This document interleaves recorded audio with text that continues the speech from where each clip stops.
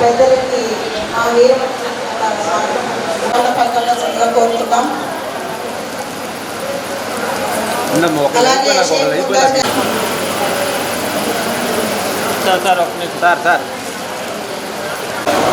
Madam gynaecology ఆడవాళ్ళకి పురుడు పోసి మళ్ళీ వాళ్ళకి ప్రాణం పోయడం అంటే ఎంతో గొప్ప విషయం. అలాగే ఆడవాళ్ళకి అందాన్ని ఎంతో గొప్ప నేటి విద్యార్థులున్నాం. జనసేన పార్టీలో వీర మహిళగా స్టార్ట్ అయిన తన ప్రస్థానం ఈరోజు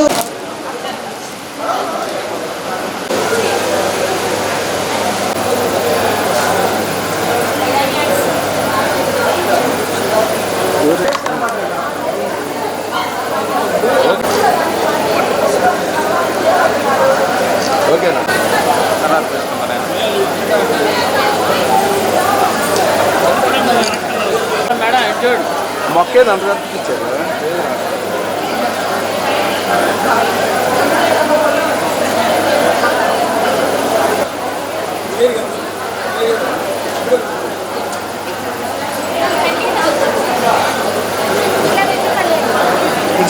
ఇట్స్ మేడం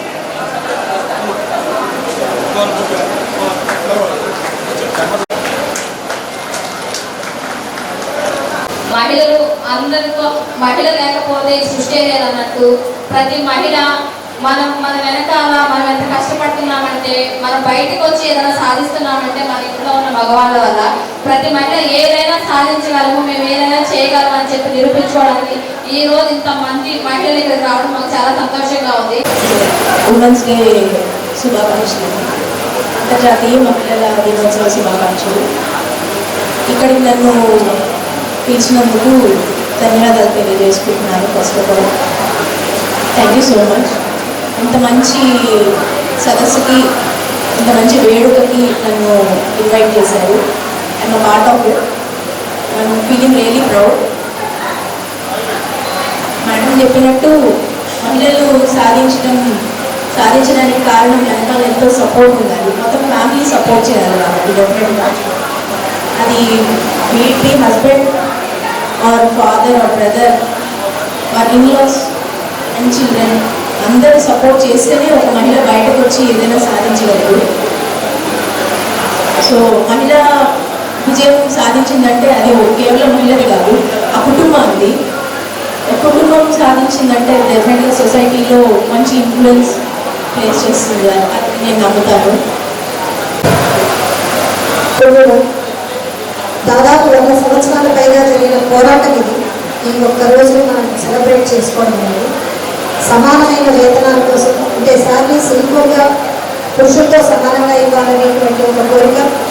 అలానే కనీసం మమ్మల్ని పరిపాలించే వాళ్ళని ఎన్నుకునే అవకాశం మాకు ఇవ్వాలనే ఓటు హక్కు కోసం జరిగిన పోరాటంలో మనం ఈ అంతర్జాతీయ మహిళా దినోత్సవం అనే ఒక రోజు మన కోసం గెలుచుకోవడం జరిగింది. దీనికోసం మనల్ని మనం అందరం అభినందించుకుంటూ ఒకసారి సపోర్ట్ పెట్టుకుందాం. ఇందాక పెద్దలు చెప్పినట్లుగా వెనక సపోర్ట్ లేనిదే ఏ మహిళ అయినా అభ్యున్నతి సాధించలేరు. మనల్ని ఇంత దూరం పంపించిన మన వెనక ఉన్న వాళ్ళని మనం అభినందించాలి ఖచ్చితంగా. కాబట్టి మనం ఇక్కడికి రాగలిగాం. సో ఇటువంటి సపోర్ట్ని మనం ఎలా రిసీవ్ చేసుకున్నాము, మన పిల్లల పెంపకంలో కూడా ఎటువంటి ఇన్ఈక్వాలిటీని చూపించకుండా, అంటే అబ్బాయి అమ్మాయిని తేడా చూపించకుండా అబ్బాయి కూడా అమ్మాయిని ఎలా గౌరవించాలో నేర్పించే పద్ధతిలో పెంచుతూ ఒక తల్లిగా మన పాత్ర మనం పోషిస్తే ఖచ్చితంగా ఈ అంతర్జాతీయ మహిళా దినోత్సవానికి సార్థకత చేయవచ్చు. మహిళా దినోత్సవం అనేది ఒక పెద్ద పండగలాగా చేసుకుంటున్నారు ఈ మధ్య కాలంలో. గత 20 సంవత్సరాల నుంచి ఇది చాలా బాగా ప్రముఖంగా తయారైంది. ఈ రోజు అనేది చాలా గొప్ప రోజు. ఇందాకే మేయర్ గారు కూడా గట్టిగా చెప్పారు నాకు ఈ రోజు మా రోజని. అందుకనే మేయర్ గారికి కూడా సపరేట్గా నా ధన్యవాదాలు చెప్తున్నాము మా మగవాళ్ళ తరఫున. ఎందుకంటే ఈరోజు మేమందరం మీరు పని చేయగాకండి మేమే పని చేస్తామని చెప్తున్నాము. అందుకని చెప్పి వంట సిగ్గి నుంచి ఆర్డర్ పెట్టి తెప్పించుకుంటాము. ఈరోజు మనకు ఎందుకంటే ఈరోజు మన వీర మహిళలండి అసలు మన జనసేన పార్టీలో ఎంతో గొప్పగా ఉన్న ఒక పేరు ప్రత్యక్షంగా ఉంది. ఇలాంటిది మనకి పవన్ కళ్యాణ్ గారు ఎప్పుడు ఆయన చెప్తూ ఉంటారు, నా పార్టీకి వెన్నుపూసలాగా వీర మహిళలు ఉన్నారని. ఎందుకంటే మీ చొరవ మీ దాన్ని బట్టి ఉంది, అందుకని చెప్పి ప్రతి ఒక్కరిని చేస్తూ ఉంటారు. నెక్స్ట్ మెయిన్ మా సోదరి ఈరోజు జనార్దన్ గారు ఇంత స్పీడ్గా ఉన్నారంటే, నేను రెండోసారి ఎంత స్పీడ్గా ఉన్నానంటే నిజం మా సోదరి ఎంతో కష్టపడి ఈ అందరూ కలుపుకొని ప్రతి ఒక్కరిని ఈరోజు ఫస్ట్ ఫంక్షన్గా మన వీర మహిళలకి ఎంతో ఛాన్స్ ఇచ్చి మా సిస్టర్లు అందరూ కలిపినందుకు మీ అందరికి ఎంతో విలువిస్తున్నందుకు ఎంతో గొప్పగా ఉంది. నాకు చాలా సంతోషం కలిగింది. ఈ రోజు ఇంత పెద్ద ఫంక్షన్ చేసుకోవాలని చెప్పి మనం అందరం అనుకున్నాము. ఈ వీర మహిళలు అందరూ కలిసి కూర్చొని మాట్లాడుకొని మాకు అన్న ఈరోజు పెద్ద మనం ఫంక్షన్ చేసుకున్నాము, అందరూ వీర మహిళలు అందరూ ప్రతి ఒక్కరు వస్తారంటే ఈరోజు చిన్నలు అనుకొని మనం చాలా పెద్దలుగా చేసుకున్నాము. నెక్స్ట్ చాలా మంది ప్రముఖులు, డాక్టర్లు, న్యాయవాదులు అందరూ వచ్చారు. వీళ్ళందరూ కూడా ఎంతో రకంగా చాలా ఉండి సీరియస్ గా ఇప్పుడు మనం ఆలోచన అనేది మహిళ ఇంట్లో నుంచి బయటికి రావాలంటే ఎంతో కష్టం. కానీ మీరు లేని మేము లేము. నాకున్న ఈ రోజు మేము 40 సంవత్సరాలు నా వ్యాపారంలోకి వచ్చి నేను చిన్నతనంలో వ్యాపారంలోకి వచ్చాను. అక్కడి నుంచి నా దగ్గర ఉన్న మేజర్గా జిఎంలు కానీ ఏజిఎంలు కానీ ప్రతి ఒక్క ఓన్లీ మహిళలే నా దగ్గర మొత్తం టోటల్ అంటే నా దానికి మొత్తం నా బిజినెస్ పీపుల్కి నా బిజినెస్ దానికి నా సంస్థలన్నిటికీ మొత్తానికి ఇన్ఛార్జెస్ మొత్తం ఓన్లీ మహిళలే. వాళ్ళకి సంబంధించిన హస్బెండ్స్ కానీ వాళ్ళందరూ వాళ్ళ కిందే పనిచేస్తున్నారు తప్ప నా దగ్గర నా ఎంటైర్ పొలంలో 370 మంది పనిచేస్తున్నారు. ఒంగోలు, నెల్లూరు, చీరాల, నెక్స్ట్ చదలవాడ ఎన్నింటిలో. కానీ వాళ్ళందరి కింద చాలా మంది వాళ్ళ హస్బెండ్స్ కూడా ఉన్నారు. ఇక్కడ నా దగ్గర పొలంలో పనిచేస్తున్నారు. అంటే మహిళలు అంటే నాకు ఎంతో గౌరవం. ఎందుకంటే వాళ్ళందరూ డెడికేట్గా పనిచేస్తారు. ఇచ్చిన 8-9 గంటలైనా సరే వాళ్ళు ఒక అరగంట సేపు చేపల గురించి మాట్లాడతారు తప్ప వేరే గురించి మాట్లాడుకోరు. 10 రోజులు పనులు చేస్తూ ఉంటారు.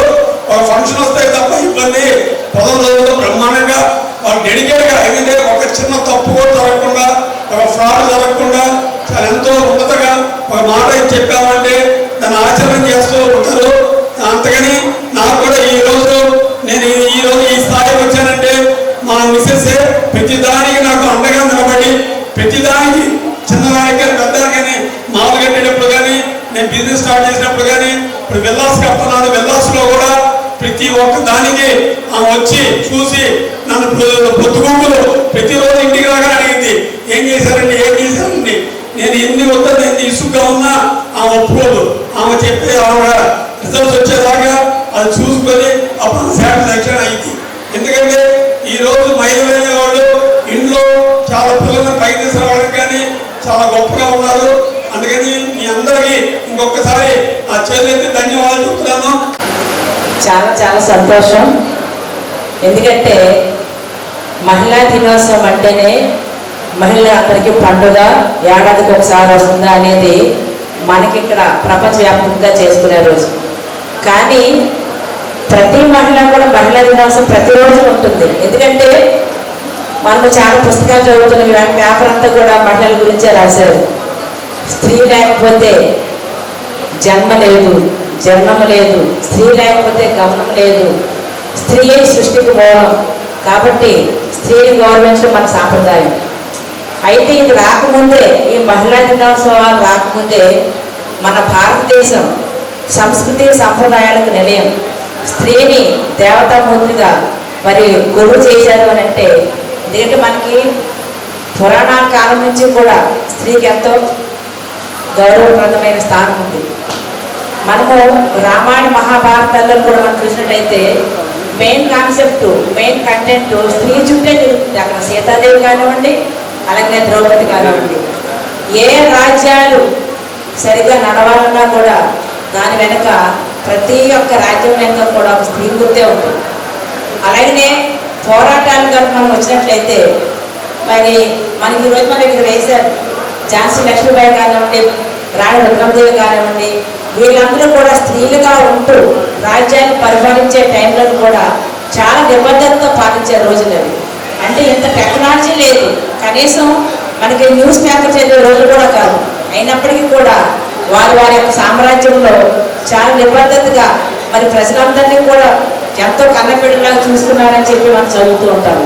అంతర్జాతీయ మహిళా దినోత్సవ సందర్భంగా ఈరోజు నేను పాడిన పాటని ఇక్కడ ప్రదర్శించినందుకు మా డైనమిక్ బాస్ కంది రవిశంకర్ గారికి, మా నగర మేయర్ గారు వెంకట సుజాత గారు, అలాగే ఒంగోలు నగర అభివృద్ధి ప్రదాత రామచంద్ర గారి సత్యమణి నాగ సత్యలత గారికి, అలాగే young and dynamic person Sheikh Riyaz గారికి, మీ అందరికీ అంతర్జాతీయ మహిళా దినోత్సవ శుభాకాంక్షలు తెలియజేస్తూ, మీరు లేకపోతే మేము లేవమ్మా, మహిళలు లేకపోతే పురుష జాతే లేదు. సో మీ అందరికీ ఎన్నో కష్ట నష్టాలు వచ్చి జీవితాన్ని సాధిస్తున్నటువంటి మీ అందరికీ మరొకసారి మహిళా దినోత్సవ శుభాకాంక్షలు తెలియజేస్తూ అపాయం.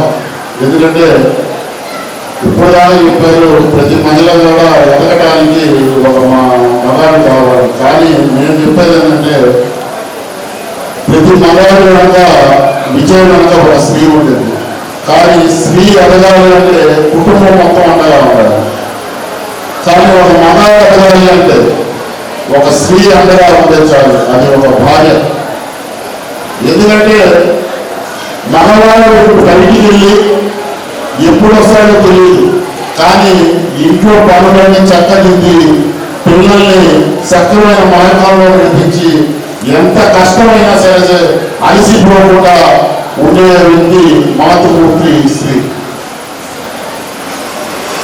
ఎన్ని కష్టాలైనా సరే ఒక మగాడు ఉద్యోగం సాధించాడంటే ఆ మగాడి కనుక స్త్రీ ఉండాల్సిందే. స్త్రీ లేనిదే జీవితం లేదు. ఎందుకంటే ఒక అక్కగా కానీ, ఒక చెల్లిగా కానీ, ఒక కూతురుగా కానీ, ఒక తల్లిగా కానీ ఏ పిలుపు పిలిచినా స్త్రీకి మాత్రమే అది సొంతం. అలాగే ఎన్డీఏ గవర్నమెంట్లో కూడా స్త్రీకి సమాన హక్కులు ఇవ్వాలని చెప్పి ఎన్డీఏ ప్రభుత్వం ఆలోచించి 33% ఈరోజు స్త్రీలకి రిజర్వేషన్ కల్పించినటువంటి ప్రభుత్వం ఎన్డీఏ ప్రభుత్వం. స్థానిక సంస్థల నుంచి కాకుండా రేపు రాబోయే అసెంబ్లీ ఎన్నికలకు కూడా స్త్రీలకి 33% ఇచ్చారంటే, ఎందుకంటే రేపు జరగబోయేటువంటి ఎన్నికలు చాలా వరకు స్త్రీలు రిజర్వేషన్ అయితే అభ్యర్థులు కూడా దొరకనటువంటి పరిస్థితులు. ఎందుకంటే స్త్రీలు రాజకీయంగా రాణించాలని చెప్పి ఎన్డీఏ ప్రభుత్వం స్త్రీలకి సమాన హక్కు కల్పించినటువంటి ఘనత.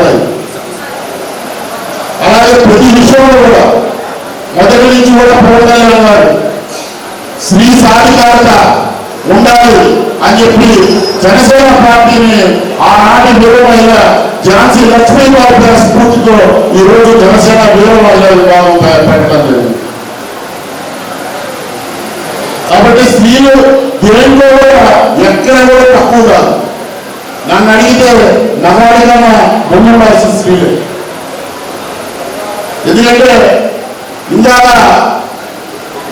మా సోదరు ప్రతి చెప్పింది, రామచంద్ర జనార్దన్ గారి విజయంలో సత్యనారాయణ గారు ఉన్నారు.